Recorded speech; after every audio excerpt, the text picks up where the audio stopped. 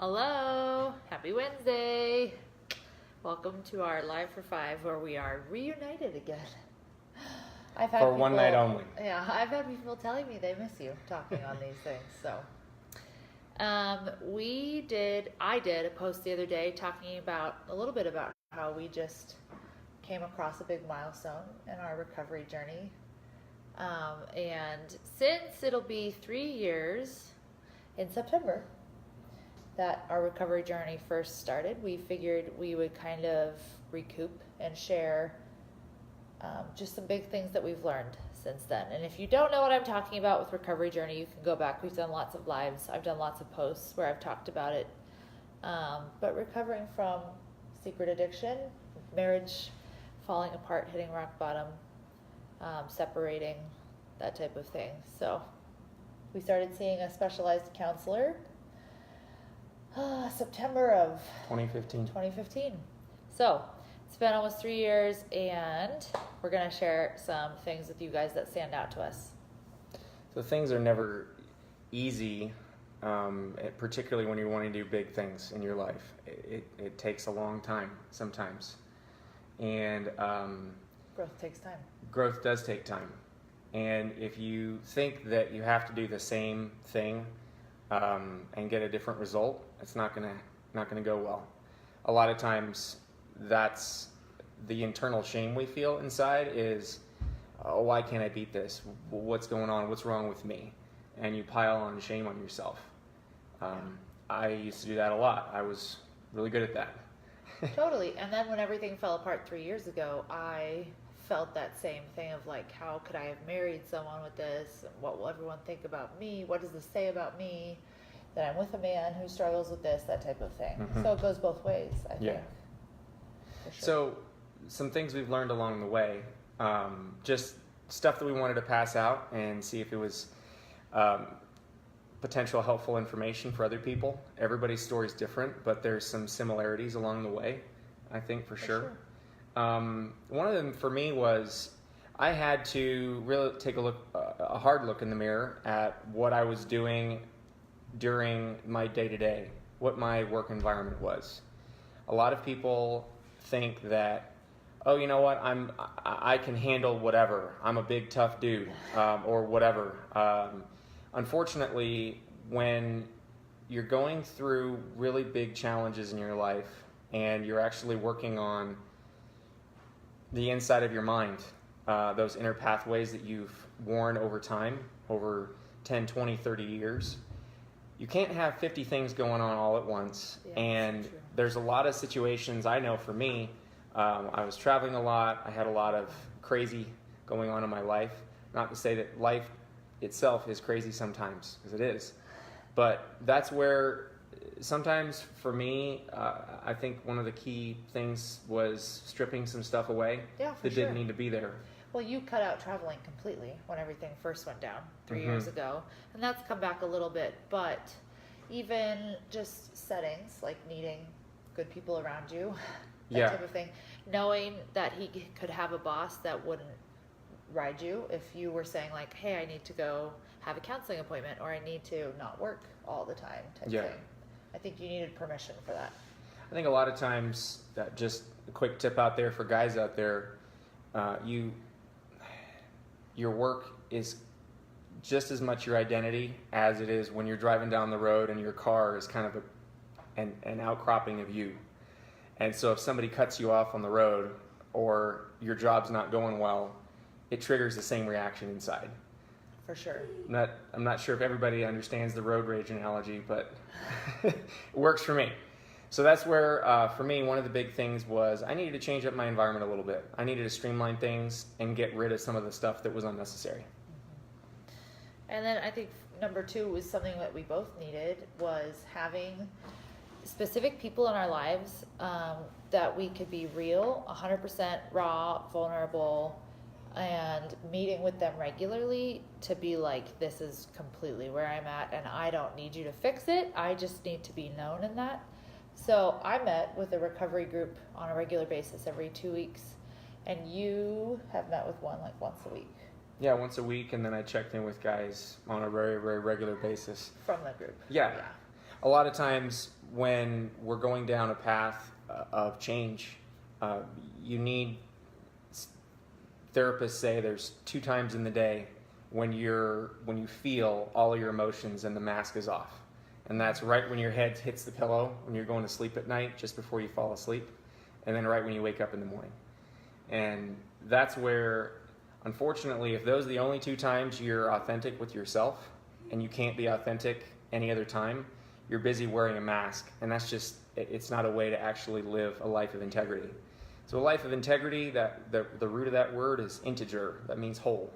So wholeness is important. And if you don't have a safe group that you can share all the junk with, it's and they it's share tough. theirs too. And they share theirs too. It's not just a one-way street. It's a two-way street. Because we have to have a time of being able to let down, right? Like, we can't just try to like muck through all the time. You need to be able to sometimes say, I'm totally screwing up. And I needed a place to say, like, I am totally mad, or I am totally angry, sad, or I am like, whatever, or I don't know what to do about this. And again, it's not so people could fix it. It was just so we could be known fully. Yeah. And to have other people do the same back with you, so you don't feel alone. So there's other people out there too going through it. And along with that, a lot of times, I think in our society, we live emotionally stunted lives. Ah, yes. Meaning we don't actually know what our emotions are. Out of the spectrum of 100+ emotions out there, we only really know 5 of them or 6 of them. I'm mad, I'm sad, we'll go down the line, I'm happy. Unfortunately, if you don't really know what you're feeling, if you can't actually feel what you're feeling, then you can't really be authentic. Yeah. And so a lot of times we go through life just masking stuff without knowing it, because we don't really know what we're feeling. And that takes a long time to kind of get your receptors back, if you will. And when you don't know what you're feeling, you can't actually deal with what's really going on. And you can't empathize with other people. There's so many reasons. Snowball, so many things. snowball. Yeah. Well, that leads into the next point, which is kind of for me on my side, and that is for the women or the wives or the spouses in this picture, is take responsibility for your own self.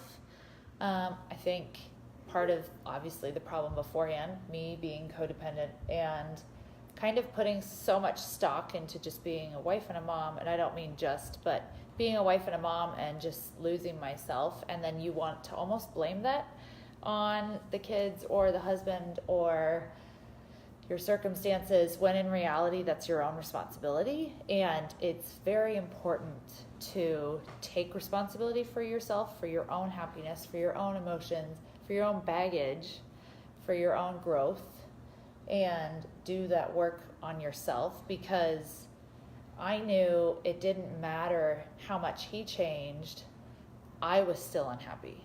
And I knew even if I divorced him, I would still be unhappy because of myself. I didn't like myself, and I couldn't run away from me. So I was like, I got to that point in our recovery journey. I wasn't ready at first, but I got to that point where I realized, I'm unhappy because of me.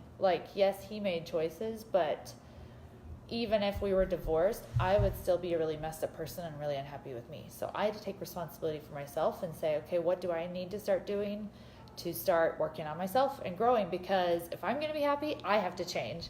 And so it was, for me, jumping into my groups online, getting an immediate positive, supportive community that they were all trying to work and change too. Because that's the other thing, you need people who are also trying to change. Because if you're the only one going out with your friends and be like, no, I'm not going to have the cheese fries, and they all are, you're probably not going to make it. So I needed that community of people trying to change as well. And it looked like making time to get up in the morning and do a workout, and maybe have some time to read, and just starting to eat more intentionally and take more care of myself, because all of that had gone out the window in our recovery story. And I didn't realize the physical toll that it took on me and how much that affected my emotions and how poorly I felt. Obviously they all work together, right? We can't separate mind, heart, body, and soul. They are all combined. And when you can work on them all together, you can change a ton. So for me, that was the catalyst to really starting to change for myself, was getting really intentional with my physical exercise and having that supportive community, and really buckling down on my nutrition while jumping into my recovery group, which worked on my emotions. and spiritual stuff. So it was all of it together that like really helped me take off. Because obviously a healthy marriage is made up of two people who take responsibility for themselves. Like, I'm not here to make him happy. He's not here to make me happy. We make ourselves happy, and we're together not because we need each other, but because we want to be together. And so that's been a big part of my recovery, even in starting a business, is like, I don't want to be with you because I need you in this unhealthy way. I want to be with you because I want to. So I probably went too long, but. Another key point for me along the way, and thanks for sharing that, baby. Another key point for me along the way was understanding triggers and indicators. So we all know the adage, where there's smoke, there's fire. And unfortunately, if you're at that point where it's, do I do something that I know is going to blow my life up, or do I not do that? You already lost the battle. Yeah. Because you're already there. And that's not something where you can get out of that. You already kind of reached the point of no return. Not to say that you can't get out, but unfortunately, there's way upstream, there's a lot of steps before you reach that point. One big thing for me was just understanding me, understanding my triggers, understanding my indicators is what we call them. Becoming self-aware. Totally. Right? Becoming self-aware of like, okay, that was actually a sign that I'm not doing so hot. Road rage. Well, but there's a whole bunch of things. There's a whole bunch of things that I didn't realize is actually stuff around holidays and special events, or things around maybe a big event in my life, or more than 2 or 3 big projects happening at once that were all wearing on me and pulling me down. Or if there isn't gas in your car. Sure. Or if there's piles around the house. Like for him, I haven't shaved in 5 days. Those are all indicators that he's letting the wrong things pile up and take too much time, and kind of just distracting himself and not being intentional with doing his work. So those things in and of themselves aren't bad, but at the same time, when you really understand what's going on inside of you, the only way to really get to that point is to see what is happening on the outside. And then that's kind of an indication of what's really going on the inside. And so when you can really get in touch with that, that's something where you can slow down and say, okay, wait, I need to like take care of this before it blows up. Exactly. Like I've learned, for me, if I find myself like totally overreacting and blowing up at him or the kids over something that's unrelated to them, maybe it's a situation with someone else where they wanted me to be somewhere or bring something to them at a certain time, and I was trying to make it happen, and then I'm blowing up at him like it's his fault.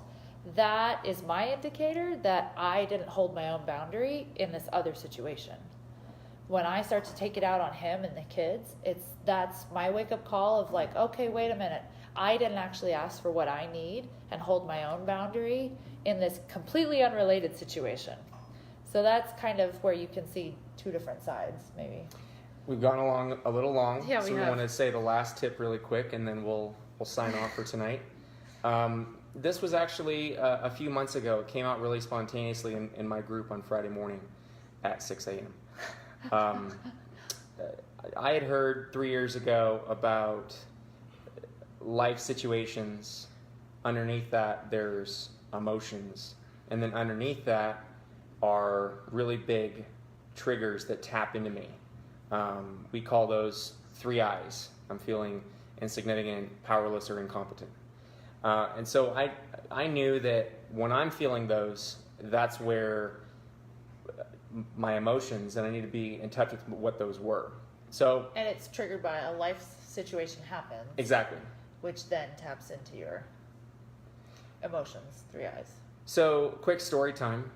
Maybe I lost a client at the office at work today, and somebody cut me off on the road, and now I got a ticket or something bad happened, and I came home and I'm really, really on edge, and I'm feeling insignificant and powerless and incompetent or whatever.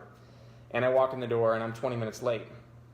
And what I'm hoping to hear from Joy is, oh, honey, so sorry to hear that you had a really rough day. It must have really made you feel insignificant that you lost that client, or powerless, or incompetent, like one of these things.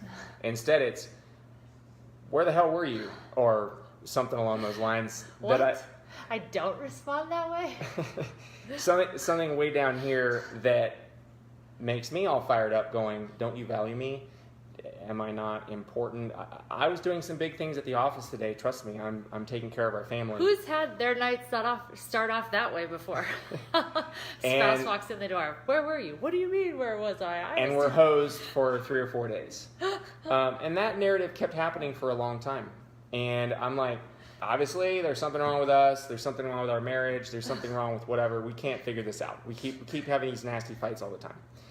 Well, the biggest thing for me figuring out this, it was kind of spontaneously in the group, was when I'm walking in the door 20 minutes late and I'm all wrapped up in me, I've actually unconsciously tapped into a really, really big core wound of hers. So the corollary on her side, if I can kind of use a visual here, on my side it's life situations, tap into my emotions, tap into really 3 big negative emotions. We call those insignificance, feeling powerless, or incompetent. On her side, it's those life situations or behavior, perhaps, tap into her emotions, tap into a core wound. So if I'm not aware of my stuff, and I've been going 100 miles an hour, and I've been letting stuff pile up all over the place, metaphorically and physically speaking, then I'm not actually in touch with me. And so when I've stepped all over her core wound, I'm not able to actually really see that. And I'm not able to actually show empathy. Instead, I'm stuck way up here in my life situation or my behavior, all the stuff that I've been doing to support our family or whatever. And then all you see is my behavior. Yeah. You don't see that it actually is. You don't value me, etc. And we go down that crazy cycle, the crazy rabbit trail. Yeah. That was a big key for me a few months back, was if I can walk in the house and I'm actually aware of that, and I can see way before it happened, I just tapped into Joy's core wound, or one of her core wounds, then I can show empathy. And that's not sympathy, it's empathy. And that's a way where a crazy, nasty situation can be resolved in 2 or 3 minutes instead of 2 or 3 days. Right, because you're not stuck on the behavior then. So you're not just seeing me for my behavior. You're seeing me for the little joy. Mm-hmm. Yeah, and vice versa. So that's our tip there, is just get to know your spouse. Get to know your spouse and their core wounds and what is really going on for them under the behavior. And I think that definitely happens in therapy. So get to know your own. Share it with your spouse, get to know theirs. We definitely recommend therapy, both individual and couples. It's amazing. And you don't have the capacity to understand somebody else unless you can understand yourself. Yeah. So if you really can't get in touch with your emotions and know who you are and really get a handle on that, it's almost impossible to know somebody else. And your own core wounds, I would add. Yeah. Yeah. It's important to know the crap, too. The baggage. All right. We hope this helps some of you guys, and maybe Peter will be back someday. We'll see. Surprise cameo. Every so often, if you vote enough, we'll get Peter back. All right. Have a good night, you guys.